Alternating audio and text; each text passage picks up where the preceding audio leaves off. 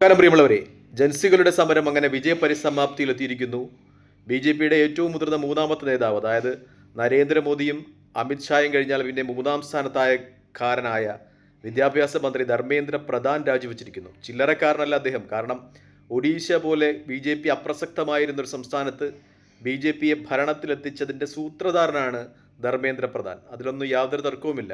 അമിത്ഷാ എങ്ങനെയാണോ ഗുജറാത്തിൽ പ്രവർത്തിച്ചത്, അതുപോലെ വളരെ തന്ത്രപരമായിട്ട് ബിജു ജനതാദളിൻ്റെ കീഴിൽ വെറും ഒരു ഘടകകക്ഷിയായിരുന്ന ബി.ജെ.പി അധികാരത്തിൻ്റെ സോപാനങ്ങളിലേക്ക് ഒഡീസയിൽ പിടിച്ചുയർത്തിയ ധർമ്മേന്ദ്ര പ്രധാനെ പിടിച്ചുകുലുക്കി രാജിവെപ്പിക്കുക എന്ന് പറയുന്ന ചില്ലറ കാര്യമല്ല. എന്തായാലും ജൻസി അത് സാധിച്ചെടുത്തിരിക്കുന്നു എന്നതാണ് ഈ രാജി പരിസമാപ്തിയിലെത്തുമ്പോൾ വ്യക്തമാകുന്ന ഏറ്റവും പരമപ്രധാനമായ കാര്യം. അവർക്കത് സാധിച്ചിരിക്കുന്നു. ബി.ജെ.പിയെ സംബന്ധിച്ച് അവസാന നിമിഷം വരെ പിടിച്ചു നിൽക്കുവാൻ നോക്കി, പക്ഷേ അടിപതറുന്നു എന്ന് കണ്ടാണ് ധർമ്മേന്ദ്ര പ്രധാനോട് പ്രധാനമന്ത്രി നരേന്ദ്രമോദി രാജിവെക്കാൻ പറഞ്ഞത് എന്നതാണ് യാഥാർത്ഥ്യം. കാരണം ഈ രാജി നീണ്ടുപോയിരുന്നുവെങ്കിൽ അവസാന നിമിഷം വരെ മറ്റുള്ള കാര്യങ്ങളൊക്കെ അംഗീകരിച്ച് ധർമ്മേന്ദ്ര പ്രധാന്റെ രാജി ഇല്ലാതാക്കുവാൻ ബി.ജെ.പി നേതൃത്വം ശ്രമിച്ചിരുന്നു. പക്ഷേ ഈ രാജി നീണ്ടുപോയാൽ, രാജി വെച്ചില്ല എങ്കിൽ ഈ ജനകീയ സമരം അത് കൂടുതൽ ശക്തമാകുമായിരുന്നു, ബി.ജെ.പിക്ക് വലിയ തിരിച്ചടി ഉണ്ടാകുമായിരുന്നു എന്നൊരു യാഥാർത്ഥ്യം ഉൾക്കൊണ്ടുകൊണ്ടാണ് ഇപ്പോൾ ധർമ്മേന്ദ്ര പ്രധാന്റെ രാജി എന്ന അവസാന ഘട്ടത്തിലേക്ക് ബി.ജെ.പി എത്തുന്നത് എന്നതാണ് യാഥാർത്ഥ്യം. കാരണം ഇതിനപ്പുറം ബി.ജെ.പി കീഴടങ്ങാൻ കഴിയില്ല. അത്രത്തോളം ബി.ജെ.പി ജൻസികളുടെ സമരത്തിന് കീഴടങ്ങിയിരിക്കുന്നു എന്നതാണ് യാഥാർത്ഥ്യം. ഒരുപക്ഷെ ഇത് ബി.ജെ.പിയുടെ പരാജയത്തിന് തുടക്കമായി വിലയിരുത്തപ്പെടുന്നു. ഉത്തരേന്ത്യയിൽ മതരാഷ്ട്രീയം കളിച്ച് വളരെ കണ്ണിങ് ആയിട്ട് തന്നെ ജനങ്ങളെ ഭിന്നിപ്പിച്ച് അധികാരത്തിൻ്റെ സോപാനങ്ങളിലേക്ക് നടന്നു കയറിയ ബി.ജെ.പി ജൻസികളുടെ, ഇന്ത്യയിലെ യുവതലമുറയുടെ സമര അഗ്നിക്ക് മുന്നിൽ വിറങ്ങലിച്ചു നിൽക്കുന്നു എന്നതാണ് ഏറ്റവും പരമപ്രധാനമായ ഒരു യാഥാർത്ഥ്യമായി നമുക്ക് പറഞ്ഞു വയ്ക്കാനുള്ളത്. എന്തായാലും ഈ സമരം പരിസമാപ്തിയിലെത്തുമ്പോൾ ഒരു കാര്യം വ്യക്തമാണ്, ബി.ജെ.പിയുടെ ഇനിയുള്ള നാളുകൾ അത് ശുഭകരമല്ല. ബി.ജെ.പിയെ സംബന്ധിച്ച് രാമനും മന്ദിറും ഒക്കെ പറഞ്ഞ് ഉത്തരേന്ത്യയിൽ ആകമാനം ഒരു വിദ്വേഷത്തിൻ്റെ രാഷ്ട്രീയം നിലനിർത്തി അധികാരം നിലനിർത്തി പോകുന്ന ആളുകളാണ്. എന്തെങ്കിലുമൊക്കെ ഇലക്ഷൻ വരുമ്പോൾ എന്തെങ്കിലുമൊക്കെ വർഗീയത ഉണ്ടാക്കുന്ന കാര്യങ്ങൾ പറഞ്ഞ് ജനങ്ങളെ ധ്രുവീകരിച്ച് അധികാരം നിലനിർത്തി പോകുന്ന ബി.ജെ.പിയെ സംബന്ധിച്ച് ജന്തർ മന്ദറിലും ഡൽഹിയിലും ഒക്കെ മുഴങ്ങിക്കേട്ട യുവജനങ്ങളുടെ മുദ്രാവാക്യത്തിൽ നിന്ന് വ്യക്തമാകുന്നത് അവർക്ക് ബി.ജെ.പി ഒട്ടും അഭിമതമായ ഒരു രാഷ്ട്രീയ പ്രസ്ഥാനമല്ലെന്നാണ്. അവർ മിക്കപ്പോഴും വിളിച്ചു പറഞ്ഞത് തങ്ങളുടെ പാരമ്പര്യം അത് മഹാത്മാഗാന്ധിയുടെയാണ്, അത് ഭഗത് സിംഗിൻ്റെതാണ്, അത് അംബേദ്കറുടേതാണ് എന്നാണ്. അവർ വീർ സവർക്കറുടെ പാരമ്പര്യം ഉൾക്കൊള്ളുവാൻ തയ്യാറാകുന്നില്ല.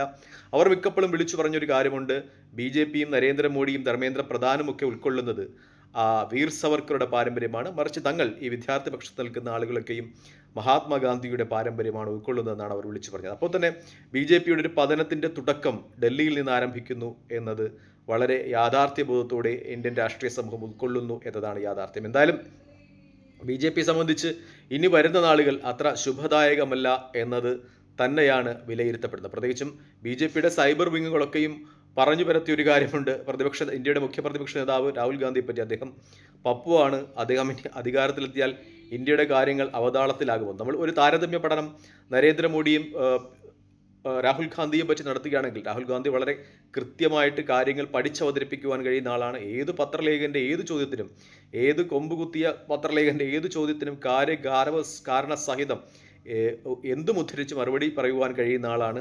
ഇലക്ഷൻ്റെ പല സമയങ്ങളിലും അദ്ദേഹം വിദേശ രാജ്യങ്ങൾ സന്ദർശിച്ചിട്ടുണ്ട്. അവിടെയൊക്കെ വിദ്യാർത്ഥികളോട്, വളരെ പ്രഗത്ഭരായ വിദ്യാർത്ഥികളോട് നല്ല ഭാഷയിൽ സംവദിച്ചിട്ടുള്ള ആളാണ് രാഹുൽ ഗാന്ധി എന്നതാണ് യാഥാർത്ഥ്യം. പക്ഷേ ഇന്ത്യയിലെ മാധ്യമങ്ങൾ മിക്കപ്പോഴും രാഹുൽ ഗാന്ധിയെ ഇടിച്ചു താഴ്ത്തുന്നതിന് ശ്രദ്ധിച്ചിട്ടുണ്ട്. അതൊരു പക്ഷേ ഈ ഗോദി മീഡിയയുടെയൊക്കെ ഒരു ഫലമായിട്ടായിരിക്കും. മോദിയുടെ പ്രിയപ്പെട്ട ആളുകളാണ് ഇന്ത്യയിലെ പ്രമുഖമായ എല്ലാ മാധ്യമങ്ങളുടെയും തലവന്മാർ, അതിൻ്റെ ഉടമസ്ഥർ എന്നതുകൊണ്ടായിരിക്കാം ഒരുപക്ഷെ ഇന്ത്യയിലെ മാധ്യമങ്ങൾ അങ്ങനെ രാഹുൽ ഗാന്ധിയെ ഇടിച്ചു താഴ്ത്തുന്നത്. നമുക്കറിയാം, നേരത്തെ ശ്രീലങ്കൻ പ്രധാനമന്ത്രി സിരിസേന ഇന്ത്യയിൽ എത്തിയ സമയത്ത് അദ്ദേഹത്തിൻ്റെ ഭാര്യ മിസസ് സിരിസേന അവർ കൂടി അദ്ദേഹത്തോടൊപ്പം ഉണ്ടായിരുന്നു. നരേന്ദ്രമോദി ആരോ പ്രസംഗം എഴുതി കൊടുത്തപ്പോൾ മിസ്സിസ്, അതിന് MRS എന്നാണല്ലോ നമ്മൾ ചുരുക്കിയിരുന്നത്. അപ്പോൾ മിസ്സിസ് സിരിസേനയ്ക്ക് പകരം നരേന്ദ്രമോദി പേപ്പറിൽ നോക്കി വാങ്ങിച്ചത് MRS സിരിസേന എന്നാണ്. അതായത് മിസ്സിസ് എന്നതിന് എഴുതുന്നത് MRS എന്ന് പോലും അറിയാത്ത ഒരു പ്രധാനമന്ത്രിയാണ് ഇന്ത്യക്കുള്ളത്. അതിനെയൊക്കെ വെച്ച് നോക്കുമ്പോൾ രാഹുൽ ഗാന്ധി എത്രയോ മികച്ച യോഗ്യതകൾ നിലനിർത്തുന്ന ഒരു പ്രധാനമന്ത്രിയായിരിക്കും ഇന്ത്യയുടേത് എന്ന് ചർച്ച ചെയ്യുന്ന ഒരു നിമിഷമാണിത്. എന്തായാലും ഉത്തരേന്ത്യയുടെ തെരുവുകളിൽ മുഴങ്ങിക്കേട്ട ആ മുദ്രാവാക്യം, ഞങ്ങൾ ഉൾക്കൊള്ളുന്നത് മഹാത്മാഗാന്ധിയുടെ പാരമ്പര്യമാണ് എന്ന ആ മുദ്രാവാക്യം ഇന്ത്യയിലെ യുവജനങ്ങളും കർഷകരുമൊക്കെ ഏറ്റെടുക്കുമെന്ന് തന്നെയാണ് നിലവിലുള്ള സംഗതികളൊക്കെയും സൂചിപ്പിക്കുന്നത്. അവസാന നിമിഷം വരെ ധർമ്മേന്ദ്ര പ്രധാനെ പിടിച്ചു നിർത്തുവാൻ പ്രധാനമന്ത്രി ശ്രമിച്ചിരുന്നു. ധർമ്മേന്ദ്ര പ്രധാനെ സംബന്ധിച്ച്, നരേന്ദ്രമോദിയെ സംബന്ധിച്ച് ധർമ്മേന്ദ്ര പ്രധാൻ വളരെ പ്രധാനപ്പെട്ട ഒരാളാണ്. ഒഡീസ പോലെ BJPക്ക് ഒട്ടും ഇല്ലാതിരുന്ന ഒരു സംസ്ഥാനത്ത് BJP അധികാരത്തിലേക്ക് കൈപിടിച്ചുയർത്തിയ ആളാണ്. BJPയുടെ മൂന്നാമനാണ്. പക്ഷേ അദ്ദേഹവും ഇപ്പോൾ ജനകീയ സമരങ്ങൾക്ക് മുന്നിൽ രാജിവെച്ച് പോകുക എന്ന് പറയുന്നത് അത്ര നിസ്സാരമായ കാര്യമല്ല. ഒരുപക്ഷെ BJP ഈ സമരത്തെ ഇവിടം കൊണ്ട് അവസാനിപ്പിച്ചില്ലായിരുന്നുവെങ്കിൽ വളരെ ശക്തമായ സമര പരമ്പരകളുമായിട്ട് വിദ്യാർത്ഥികൾ മുന്നോട്ട് പോയേനെ എന്നതാണ് യാഥാർത്ഥ്യം. ഇനി രാഹുൽ വളരെ കൃത്യമായിട്ട് തന്നെ ഈ സമരത്തിലേക്ക് ഇടപെട്ടിട്ടുണ്ട്. രാഹുൽ ഗാന്ധിയുടെ ഒരു വരവാണ് ഈ സമരത്തിൻ്റെ ഗതി മാറ്റിയത് എന്നതാണ് യാഥാർത്ഥ്യം. പ്രത്യേകിച്ചും രാഹുൽ ഗാന്ധി വിദേശത്തായിരുന്നു എന്നൊക്കെയുള്ള പ്രചരണങ്ങൾ, അദ്ദേഹം എവിടെയാണ് എന്നൊക്കെയുള്ള പ്രചരണങ്ങൾ അദ്ദേഹത്തിൻ്റെ എതിരാളികളും ചില രാഷ്ട്രീയ നിരൂപകരും ഒക്കെ ചോദിച്ചതാണ്. പക്ഷേ അദ്ദേഹം ഇന്ത്യൻ പ്രധാനമന്ത്രി നരേന്ദ്രമോദിയുടെ വീട്ടിന് മുന്നിൽ വന്നു നിന്ന് സമരം ചെയ്തു ഈ പ്രക്ഷോഭത്തിൽ എന്നതാണ് യാഥാർത്ഥ്യം. നരേന്ദ്രമോദിയുടെ വീട്ടിന് മുന്നിലായിരുന്നു രാഹുൽ ഗാന്ധി എന്നതാണ് യാഥാർത്ഥ്യം. പ്രത്യേകിച്ചും ആ സമരത്തിൽ രാഹുൽ ഗാന്ധി പങ്കെടുത്ത രീതി, അദ്ദേഹത്തിൻ്റെ ആസൂത്രണമൊക്കെ വളരെ മികച്ചതായിരുന്നു. അദ്ദേഹത്തിൽ നിന്ന് വളരെ കണ്ണിങ് ആയിട്ടുള്ള ഒരു മികച്ച ഒരു രാഷ്ട്രീയ നേതാവ് ഉണ്ടാകും എന്ന വിലയിരുത്തൽ തന്നെയാണ് നടത്തപ്പെടുന്നത്. കാരണം ഒരുപക്ഷെ രാഹുൽ ഗാന്ധി ഈ സമരത്തിന് പിന്തുണ പ്രഖ്യാപിച്ചിരുന്നു എങ്കിൽ ആ സമരവേദിയിലേക്ക്, അതായത് പ്രധാനമന്ത്രി നരേന്ദ്രമോദിയുടെ വീട്ടിന് മുന്നിലേക്ക് അദ്ദേഹത്തിന് എത്തുവാൻ കഴിയുമായിരുന്നില്ല. അദ്ദേഹത്തെ വഴിയിൽ സുരക്ഷാ സേനയ്ക്ക് തടയുന്ന ഒരു സമ്പ്രദായം ഉണ്ടായതിനെ. കാരണം അത്രത്തോളം ശക്തമാണ് പ്രധാനമന്ത്രിയുടെ പോലുള്ള വസതികൾ, അത്രമേൽ ശക്തമായ സുരക്ഷയുള്ള സ്ഥലങ്ങളാണ്. പക്ഷേ രാഹുൽ ഗാന്ധി താൻ അങ്ങോട്ടാണ് പോകുന്നതെന്ന് പറഞ്ഞില്ല. സമരക്കാരെ പിന്തുണയ്ക്കുന്നതിന് വേണ്ടി താൻ ഒരിക്കലും ആ വേദിയിലെത്തുമെന്ന് അദ്ദേഹം പറഞ്ഞില്ല. അദ്ദേഹം പറഞ്ഞത് അന്ന് കോൺഗ്രസിൻ്റെ അഖിലേന്ത്യാ പ്രസിഡന്റിൻ്റെ മല്ലികാർജ്ജുന ഖാർഗെയുടെ ജന്മദിനമായിരുന്നു. ആ ജന്മദിനത്തിൽ പങ്കെടുക്കുവാൻ അദ്ദേഹം കോൺഗ്രസിൻ്റെ MPമാരെയും VD സതീശൻ, TK ശിവകുമാർ ഉൾപ്പെടെയുള്ള മുഖ്യമന്ത്രിമാരെയും ആവശ്യപ്പെട്ടു. അവരവിടെ എത്തി.